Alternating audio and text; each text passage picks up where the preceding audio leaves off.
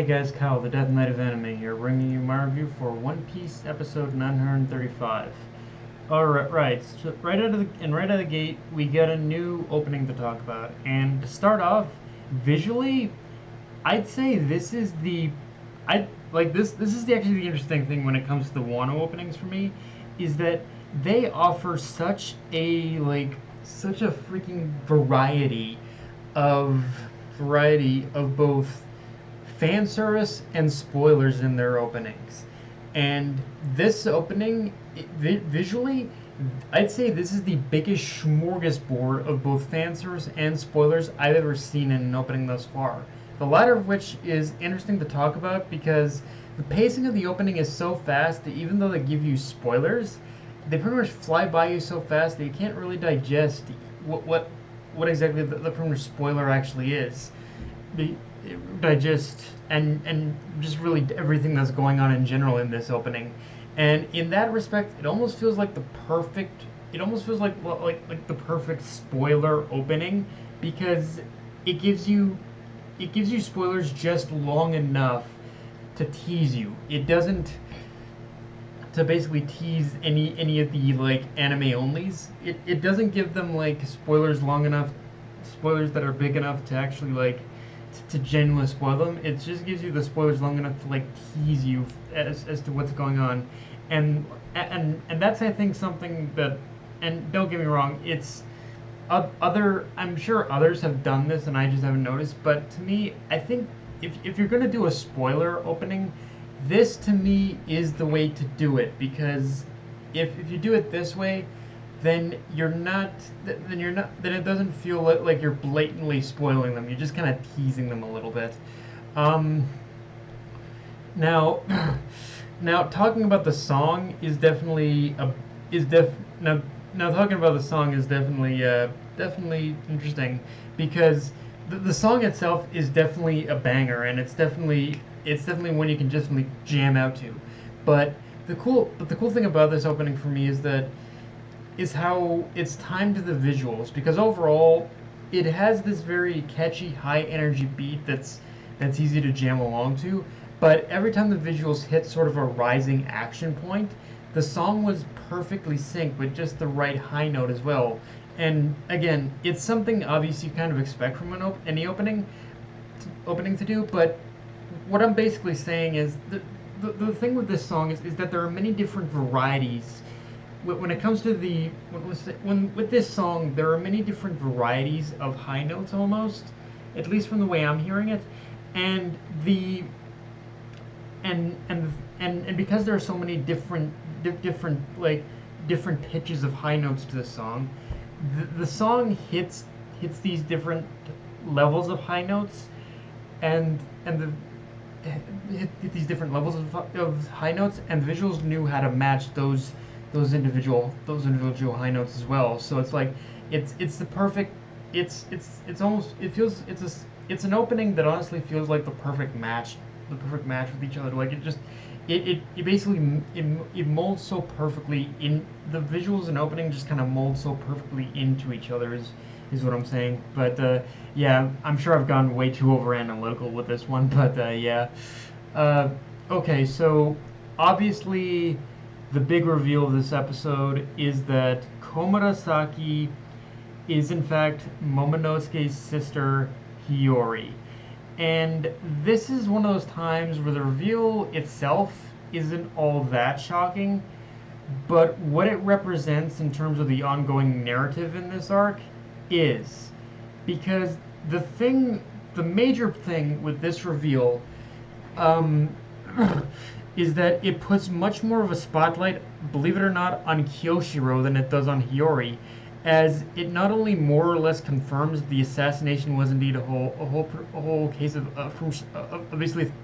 theatricality, but also that between this and the earlier reveals we've gotten with Kyoshiro, with him holding up one of those that pretty much special invitation or card that signified the rebellion, it tells us that what happened between Kyoshiro and and Hiyori was something that was planned way ahead of time, and the only way that could even happen to begin with, honestly, is if the two had known each other previously, even before, like I'm talking even before, like Hiyori became like a, well, pretty much became a, like the main courtesan of Wano, or Kyoshiro had become had become like a member of the Yakuza. It's definitely it's definitely one of those reveals that's telling in the sense where it shows there is a history between Kyoshiro and Hiyori. Like even before they knew each other as courtesan and Yakuza, and and to that end, that can only really mean that Kyoshiro is in fact like an acquaintance of the Kozuki clan, or he's been is someone who knows the Kozuki clan, who lived during the time of the Kozuki clan. And again, the previous opening and this one kind of make that more or less obvious now. Like these two openings, honestly, they really don't. They really, going back to the openings for a bit. These openings really don't like mince words in showing that, yeah, there's obviously a very dark past that's going on with Kyoshiro, but this more or less like all these little, just within these little details we can look within this one reveal. It shows that, yeah, Kyoshiro is definitely someone Kyoshiro definitely has an untold history here, and it's one of those things where there's so many little nuances just to this one reveal of Hiyori being Komurasaki, that just kind of adds so much more than what I had originally thought when reading the manga. It was one of those things where I kind of played up I really kind of played up the reveal of Komurasaki being Hiyori for last, in the sense where, the sister ended up becoming a courtesan. Okay, that's funny, but yeah, when you're looking at it now, there's so much about this reveal that says so much more about Kyoshiro than it does about Hiyori, honestly. Um, but yeah, I think it's more than obvious. It's basically what I'm saying is more or less has been confirmed that Kyoshiro is an ally to us for sure. Uh, But then that just pretty much also raises the question: who's been leaking information? That's like that in itself. It more or less tells us that, yeah, like someone who we consider our enemy is our ally, but then someone who we consider our ally is definitely our enemy. Who's that enemy? Again, you just got to look at the one been kind of absent from this whole who's been absent from this whole arc in some respects. um, Now, with this particular episode, I will say its biggest downfall is that the animation this week as well, the animation this week wasn't as spectacular as the last couple of weeks, but at the same time, this was definitely more of a breather episode that just kind of serves to transition into the next phase of the story. So in that respect, it's perfectly reasonable that this episode wouldn't look as good as the previous episodes.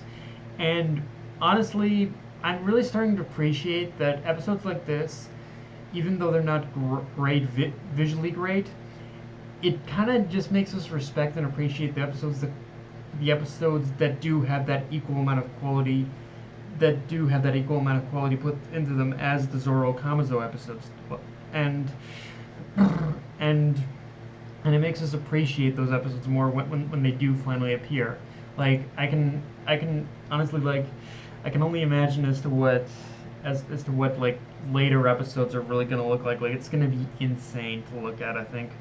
Um, Now, the episode also, again, puts focus on the importance of Luffy taking his arm in Haki to the next step. And yeah, it's shown in a way where if Luffy truly wants to be a Kaido, then he does need that same power as Rayleigh. But looking at this power and the way it's shown to us makes me realize that even though Armament and Hockey generally works to nullify all Double powers, this specific technique does feel like, the way it's presented, it does feel like the perfect ability to use on zone type users, and the fact that Luffy recognized this reminds us that Luffy himself might appear dumb to like just average everyday things, but when it comes to, but at the same time he does have very situational awareness, and when it comes to combat specifically, he understands what type of armament and Hockey is best for the situation at hand. And yeah, in some ways it would make sense that the Hockey that Rayleigh had used in order to take down an animal would probably be best used against those with zone type power. So yeah. But yeah, guys, that's all I got for this one. If you enjoyed the video, like, comment, subscribe. Follow me on Twitter, Facebook, and Crunchyroll. Death Knight of Anime, signing off. Later, guys.